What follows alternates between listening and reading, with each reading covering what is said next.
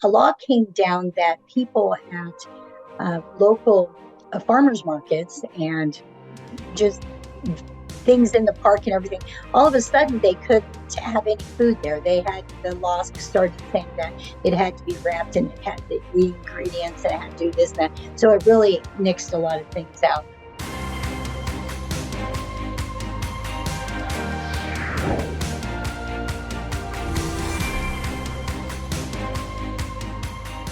Welcome, everybody, to Conversations That Matter. I'm your host, Alex Newman, Senior Editor at the New American Magazine. Our guest today, a very special guest, Representative Pepper Ottman of Wyoming. She's in her second term now, and she represents a district in Fremont area of Wyoming. In my opinion, one of the greatest states in our union. And I found out that Pepper was one of several lawmakers who we know of who received some very interesting communications from the Convention of States folks. And I wanted her to share that with you guys. Representative Ottman, thank you so much for joining us today. It's an honor to have you on the program. So talk to us about what happened with the Convention of States. As you guys were flooded with communications, petitions, things like that from the Convention of States people, and yet something fishy was going on. Yes. As a rule, Convention of States does that. This was the first year that I have seen where there was actual constituent names and addresses on there. So we get hundreds, and that's no exaggeration, hundreds of emails from people saying, I am your constituent and I want you to vote for this. During this time of federal problems, we need this. So this year we were able to, when responding to those, because in the past it has just gone back to one major address because it's a form type of email. We've been able to go back to our constituents and say, wow, you really are a constituent. When did you do this? Thanks for contacting me. And people were saying, what are you talking about? I didn't email you or whatever. And this is hundreds of emails. So, not only is it a bit deceptive, to say the least, but it also clouds the other work that we are trying to do for our constituents. And so it's not seen in a very good light at this present time. Yeah, it's so interesting that you say that, Representative Ottman, because that is not the first time I've heard that. In fact, I've heard that numerous times from numerous legislators in multiple states. And I've got them on camera talking about this. A few years ago, I interviewed Representative Dorothy Moon, who's now the chairman of the Idaho Republican Party. And she said the same thing, that she knew some of these people who were supposedly sending her emails and letters in support of a Convention of States. And she called them and she said, wait a minute, what's going on? You're not in favor of this, right? I said, no, I didn't send that. So this seems to be a pattern that's emerging here. And actually, another representative from Wyoming told us something similar to my colleague, Christian Gomez. This is very troubling, Pepper. So what's the deal with the Convention of States? I know it went down to defeat this legislative session in Wyoming, and I think all 5 states that considered it this year so far have turned it down. But talk a little bit about the battle. What was the discussion like? What were your colleagues thinking, and what are the grassroots saying? Well, one of the things is that since there is so much coming in and you just see, I'm your constituent, if you don't read the emails or respond back to your constituents, you just say, I'm overwhelmed. These people really want this. And they want term limits and they want all these things. But when you look into it, and I've had the opportunity over the last 3 or 4 years to look into organizations, and some, I will say a lot of your literature as well, to see really what this looks like and to take it back and forth. And so that was one of the things, because we want to do what's right for our state and for our nation. But when we looked at it, and you see, we've had quite a battle in the state legislature this year in particular, well, last session too. But there's definitely a pull, just like there is in the federal government. There is fiscal constraint problems. There is term limit that possibly should be going on, not handling things properly, and just a lot of different things that are pushed through, definite pushes to grow government, which we are not for. So when this came up, we really looked at it, and then the question is if we really had a situation like this where we went and had a representative from our state, one vote, to go to a convention like this, what would that look like? And who would be sent and who would pick them? And so that was a major concern. And we were able to get that voice out again to our fellow members. The other thing is that we have a way to do these things. And that as I get more tenured and things like that, you see it. If we need to have more conservatives in the legislature, then we would have fiscal restraint. We need to have more people run for office and get involved, and then we would have term limits. So all of those things are already in place. We really don't need to do this. Yeah, and it's so interesting what happened in Wyoming. I think Wyoming is one of the, if not the most Republican state in the country. I mean, Democrats, for all intents and purposes, have no power in state government. Every statewide office is Republican, super majority in the legislature Republican. Even when I was there last time, I spent some time with a lot of your representatives and senators, and they said, even Democrats here, they try to run as Republicans because they know they're not going to get elected as Democrats. And yet the Convention of States thing went down in a stunning defeat. It's just fascinating. Representative Ottman, what were some of the other concerns that you heard legislators talking about with respect to the Convention of States? I mean, the whole thing about Wyoming's representation in a national thing, that's significant. But any other things come to mind about some of the other reasons why Republican lawmakers did not go for this? I'm thinking pretty much just because we do not want to have that open. Our Constitution is the most dynamic document that has ever been written. There is nothing wrong with it. There is nothing wrong with it. So to think that we need to get in there and fix it, I don't think that that's the deal. And as we see the division in our country, I certainly do not think that this would be the time anyway. Yeah, really. I mean, what's going on? It just seems like, as Anthony Scalia said, this would be a really bad time to be opening that up. Who knows what would come out of there, right? Folks, stay with us. We're going to be right back with another segment with Representative Ottman talking about the what's going on with the war on farmers, restoring freedom, and so many other key issues that she's involved in. Also, one that's near and dear to my heart, that is protecting the unborn. Stay with us. We'll be right back. I certainly would not want a constitutional convention. I mean, whoa. Who knows what would come out of that? Just imagine if we have a constitutional convention, the number of people who will be unhappy and the number of people who say the results are not valid, and then they'll just ignore the entire Constitution. What we need are just more people that would read the one we have. It isn't the Constitution that's the problem. It is the people who ignore the Constitution that usurp power and abuse the constitutional power that they ostensibly have. If you can't enforce an existing piece of paper, how are you going to enforce a piece of paper that has a little more writing to it? In other words, it's been amended. It's up to us to hold our elected officials accountable. What can you do to elect good representatives and senators in your state legislature who understand the Constitution and are willing to take a stand? Welcome back, everybody. Alex Newman here, Conversations That Matter for the New American Magazine. Our guest today is a Republican lawmaker from Wyoming, Representative Pepper Ottman. She's got all kinds of awards. She serves on numerous committees. She got the Platinum Award from Wyoming, A Right to Life in 2021. She got the CPAC Award. She got the 2022 Conservative Achievement from the Shoshone Rifle Club, Elevations Women Healthcare. She's just done so many things. And she's, a true public servant in the truest sense of the term.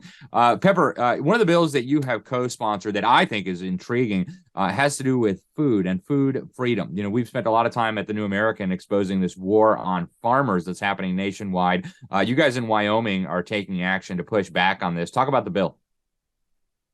What we have here is the Food Freedom Act. A few years ago, I'll say maybe 8, a law came down that people at local farmers markets and just things in the park and everything, all of a sudden they couldn't have any food there. The law started saying that it had to be wrapped and it had the ingredients and it had to do this and that. So it really nixed a lot of things out, which really hinders the entrepreneurial spirit and fresh vegetables and food for everyone. So a few years ago, Senator Salazar was, he's from Fremont County here where I am, and he sponsored the Food Freedom Act along with another representative. And what that did was that opened it up to where we can again have producers bring their wares into the public market. And so we had a lot of that, and it's grown and grown and grown. And what a wonderful thing it is, not only for in this time we see, especially with the last couple of years with the lockdowns, we see that fresh vegetables and fresh fruits and all of these things are very, very hard to get and very expensive. So to have these markets out in the open was very, very good. Last year, and that bill passed. They did a lot of work to make sure that all of the departments, the Department of Agriculture, and everybody was on board, and it was a good bill.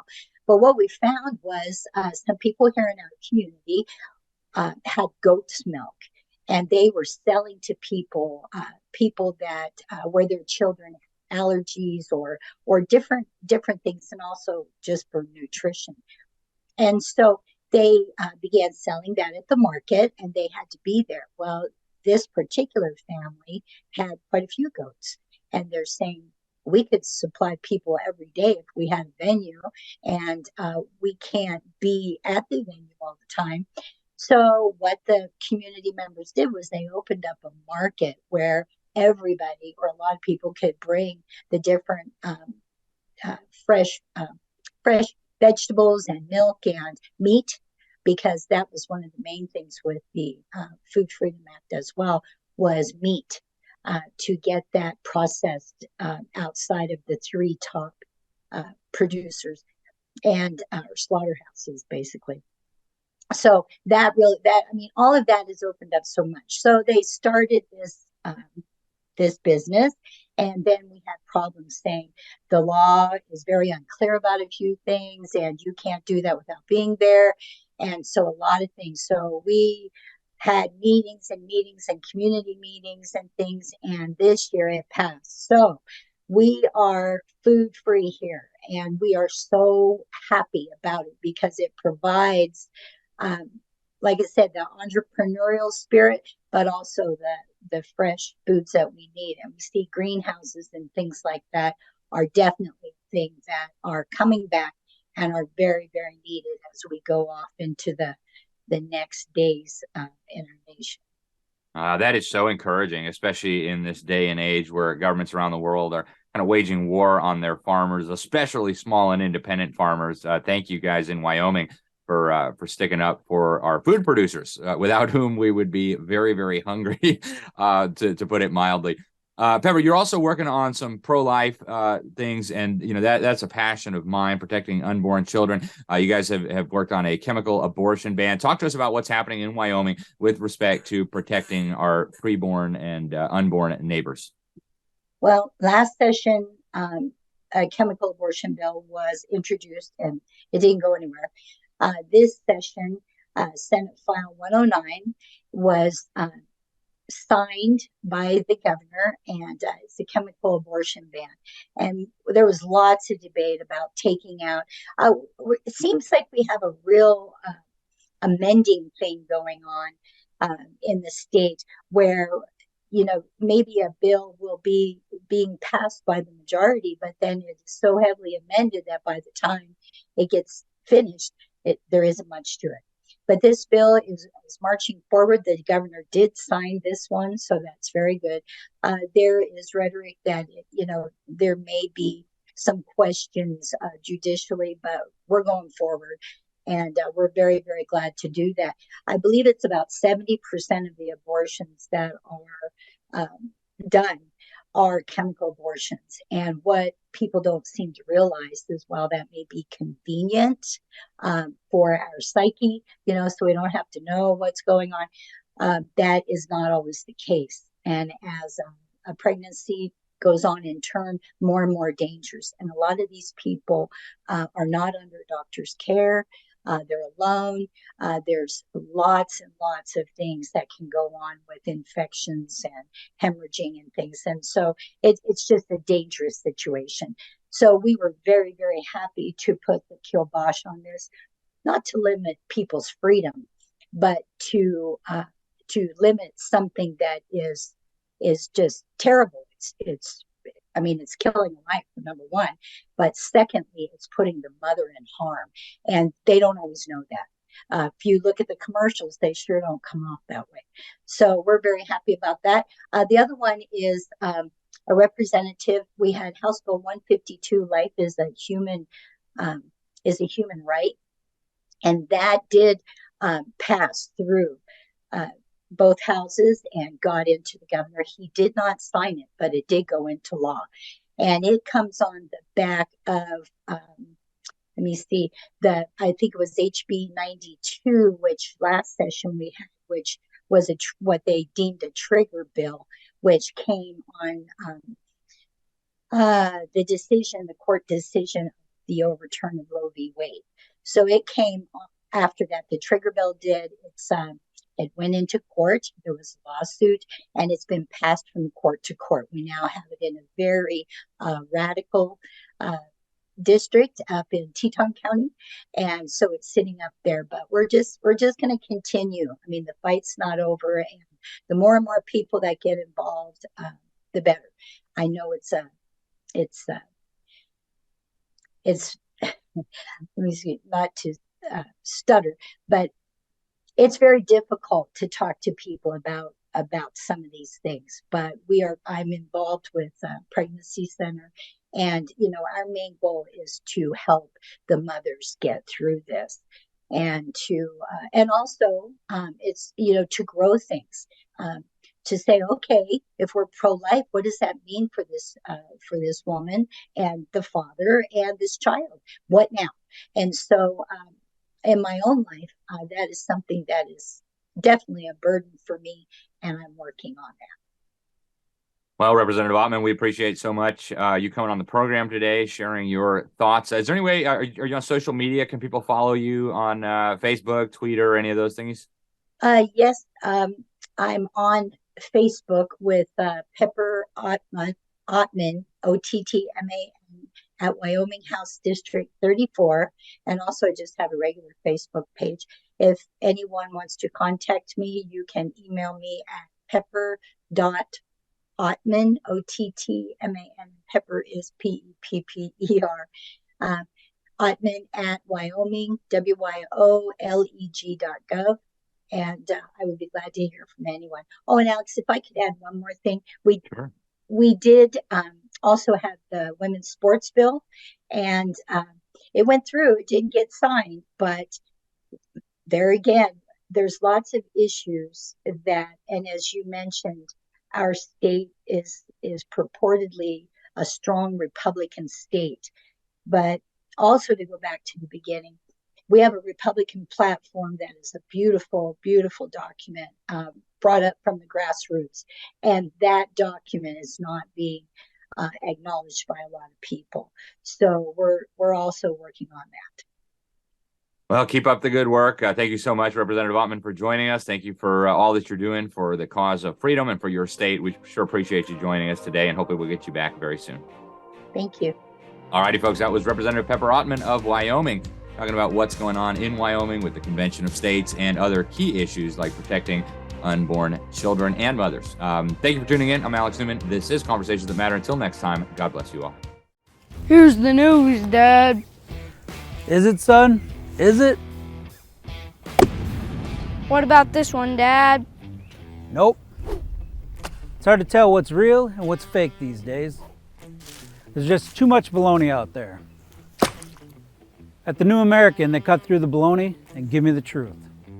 The truth is hard to find, but the New American has it. Check it out at thenewamerican.com.